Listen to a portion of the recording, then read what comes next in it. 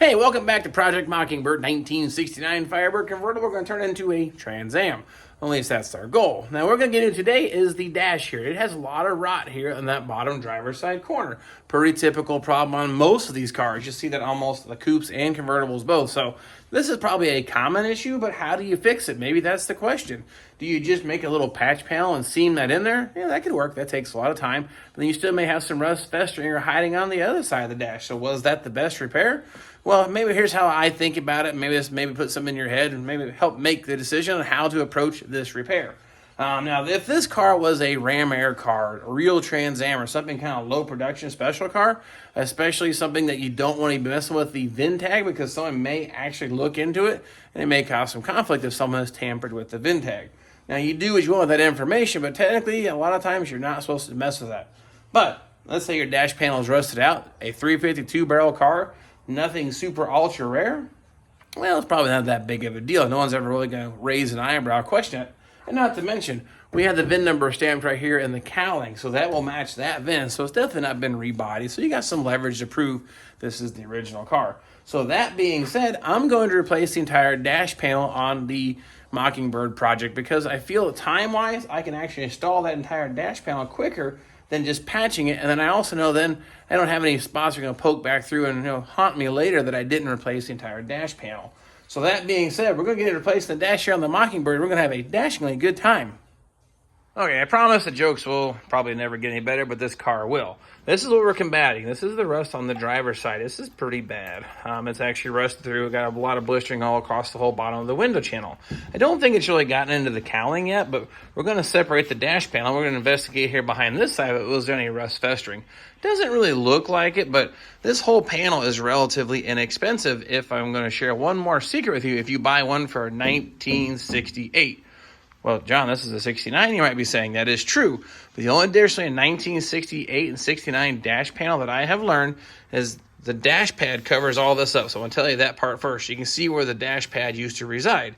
Well, 69 has these little square holes in it. Probably some kind of a crumple zone. Who knows? Don't really care. But 1968 dash is exactly the same without the holes and $50 cheaper. So when you buy a replacement panel, you order your one up here for a 1968 and you save a few bucks and it goes in exactly the same. By the time you put the dash on, you'll never see that. But other than that, the stamping is identical. Now, I've done this to quite a few cars, so I just want to save you a few bucks. Or say you wanted to cut up for patch panel. You don't even replace that. Say you just wanted to cut this bottom section out and splice it in. Buy one for 68 and save yourself a few bucks. So that being said, let's jump into it here. Now, what I want to do before we get started is we've got a few things to locate and keep in mind as I make a bunch of noise.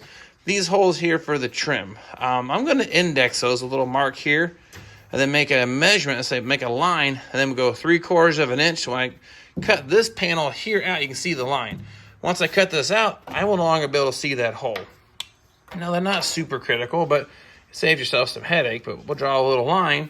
Then I'll take a tape measure, make a line here. I know then, let's say a 1/2 inch or 3/4 of an inch, straight up, punch my new hole. I'll do that to all the trim holes across the front here. That way I've got a nice point of reference, but you can tell this one here is a little bit hard to see because it's right there, but I can still do the same thing. I'm going to make a mark. And they kind of missed on this one, but for the most part, they're about an 1/8 inch above that body line. But this one, they nailed right on the line, but maybe a 1/4 inch, but you get the idea. So the next thing I'm going to do is make a marking for all these holes, and then I'm going to find all the spot welds, and then drill out just the top layer, and we'll separate it.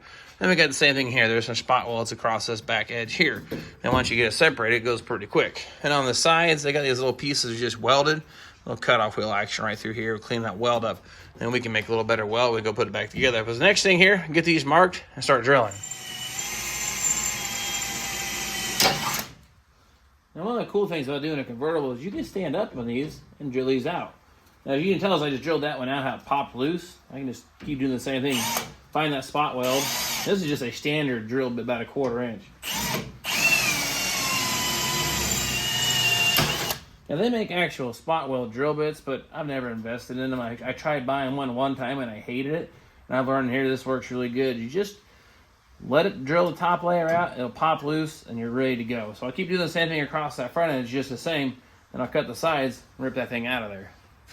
I guess one of the things I forgot to mention, to make your life a little easier, you can see where I drill these out, but to find them, wire brush. Just clean all that paint, seam sealer, maybe a little bit of rust, whatever, out of there. You can find the spot welds, and you can actually just drill through. It's kind of the same as we did back there, just enough to pop it loose. Now, when it gets to the ends, they actually MIG weld kind of like through here and a little bit there. So we're going to take the cutoff wheel. We're just going to cut those welds out, and I'm going to cut this off on each side. Then we should be ready to pop this dash panel loose. Now, the other thing I wanted to make mention of, okay, so where does it go back on the car, right? Well, where does it fit? How does it go? Well, these are alignment holes here between the two panels. You'll see the bigger hole, about a 3/8 inch hole across the whole leading edge of the dash. That's how you align these two pieces together, because once they're popped loose, they're just really flexible, that inner dash there. And this out here, it lays down pretty flat. You'll kind of see where it used to reside. You just get real close, seems to work pretty good. So that's for location, but I'm gonna get these ends cut here, and we'll go from there.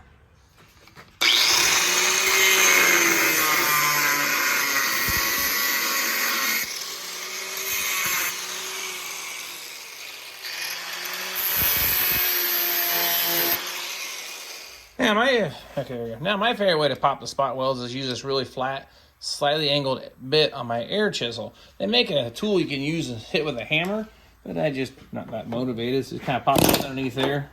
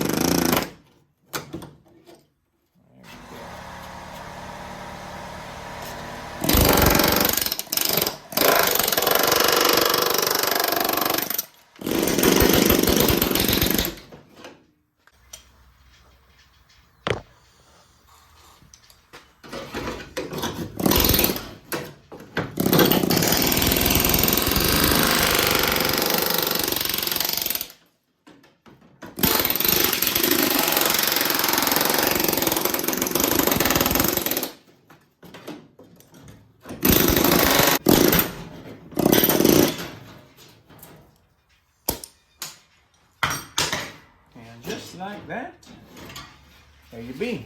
Dash panel is out.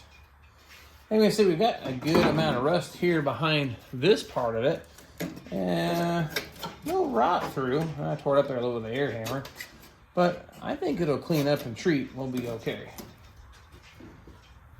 All right, so the next thing we're gonna do, it's just that foam stuff they put in here between the panels. That's kind of a sealer or maybe sound deadener. I don't know which, but I'm gonna take a wire brush and clean all this up, knock all that gunk off. Here's some nice clean bare steel. So there's still some good signs that it's gonna be okay, but I'm gonna get this all cleaned off, and then we're gonna go ahead and get that treated some, I guess, rust converter, and then we'll go ahead and get the dash panel test fitted into place. All right, now we need to clean this. A little alcohol won't hurt. Just gotta make sure that dries for doing welding, of course. I'll wipe this all down. Now the trick's gonna be is our little marks we made for the holes. Now I don't want to get the paint on top of those. I may tape off that edge there so I don't lose my little marks. But then I'll go ahead and put a coat of that rust converting primer here on this. Now in the perfect world, probably should sandblast all that, get it all cleaned out 100%, but you're gonna find there's rust hiding in this car and other places too. There's not much you can do about it, but in this case, I think we're gonna be okay. Like I said, we'll do the little chemical conversion on it. It's still very solid metal. It cleaned up great with the wire brush. A lot of bare metal poke through, but I don't want to dig that much deeper into that. So let that dry. Hit with a coat of weld through primer or the rust converting primer, and we'll get everything clamped into place. I got all the mask off. I'm gonna hit with some of this rust converting primer, and that should help us out.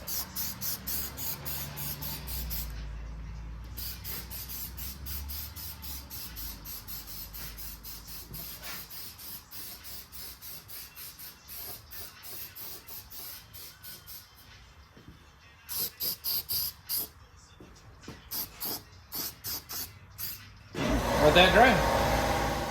All right, now as for putting the new dash panel on, we've got a couple thoughts. We got a hook from backside here. You can see how loose this is? Yeah, that's a mess. We're gonna hook that side first. This sits on top of that. I'm gonna flop this thing forward. Now what I'll probably do, I'll line it up close to where it was at on that leading edge on the first dash panel. And then we'll see how we're looking on the back. So that looks pretty good. I'm gonna get a pair of vice grips, clamp that into place. Alright, sure.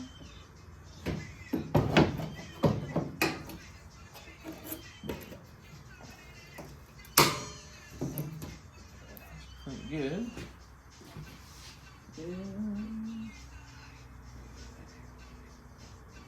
That looks pretty good on this side. So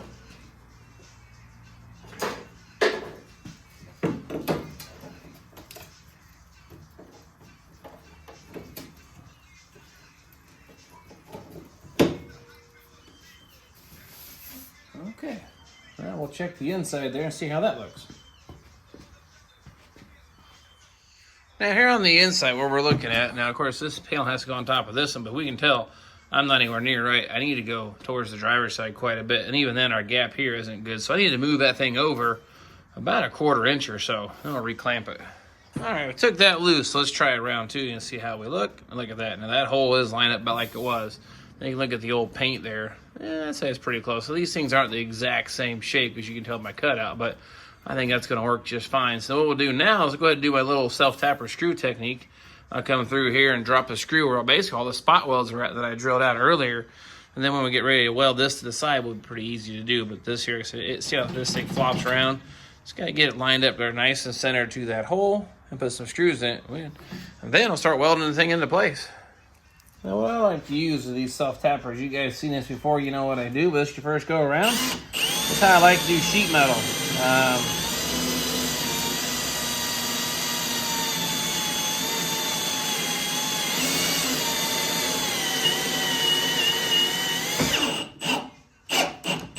Okay, now that pulls that together super tight and gives us a great pilot hole to do our plug welds. So I'll keep doing this now about every 2 inches or so. I'll go ahead and drop a screw through here and then we'll drill them out.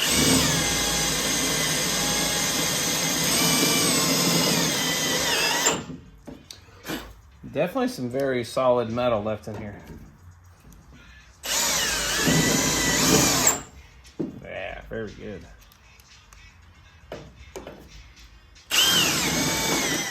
All right, now we're down to the last few screws here on the inside.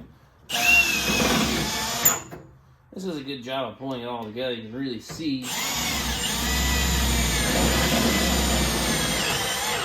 what it's going to look like when done.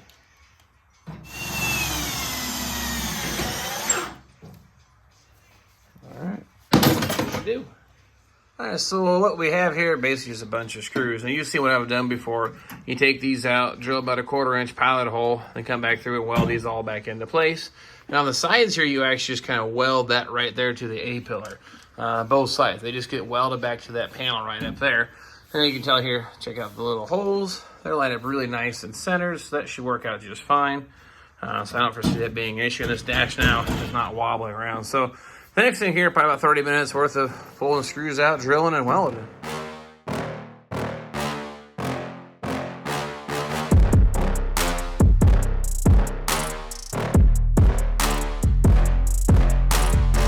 Okay, I've got everything all welded across the front. Come back kind of like the factory did. They just actually weld that there like that. They can't actually spot weld it like I did because, well, the way the original spot welds are, they couldn't do that, but I can.